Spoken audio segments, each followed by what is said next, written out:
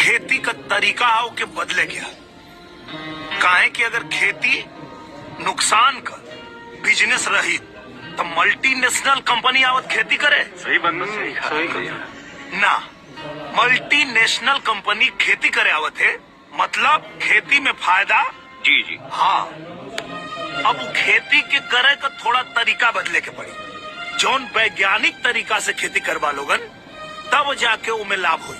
और एगो बहुत बड़ी गलती करे लगन, वो साहब जौन ये लोग डंठल जलाते हैं उसके बारे में बता दीजिए। हाँ, देखिए हम लोग जान नहीं पाते हैं कि नुकसान क्या हो रहा है।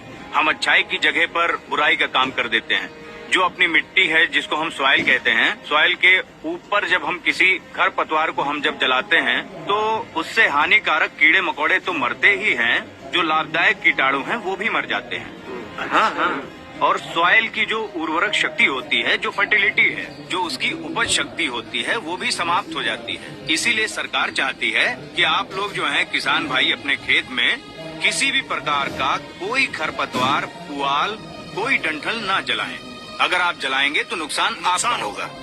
ओके, ना जलावे खातिर के नया नया उपकरण आला जोताई करे खातिर, जो से कि वो जड़ से डंठल उखड़ जाये और खेत में सड़ के खाद बन जाये और उल्टा फायदा करी। हाँ हाँ, और वो सिंचाई वाला जो उपकरण है साहब, और सिंचाई के लिए उपकरण आया है। पहले हम सिंचाई नाली बनाकर करते थे तो नाली में बहुत सारा पानी जाता था जिसका कोई उपयोग नहीं हो पाता था। और सिंचाई का मतलब ये नहीं है कि पूरे खेत को पानी से भर दिया जाए बेमतलब का।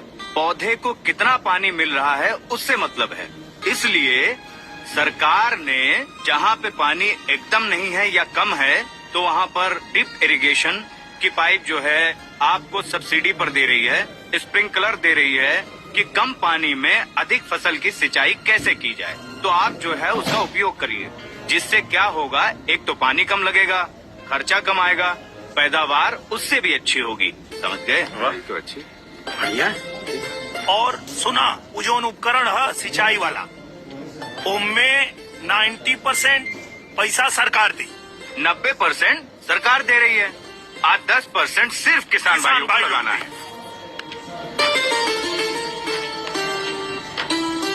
तो बाकी सब हम साहब से समझ ले लें।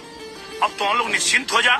अब हम जैसे कहत हैं वैसे खेती शुरू करब, जिससे कम लागत में अधिक पैदावार मिलेगी। वाह।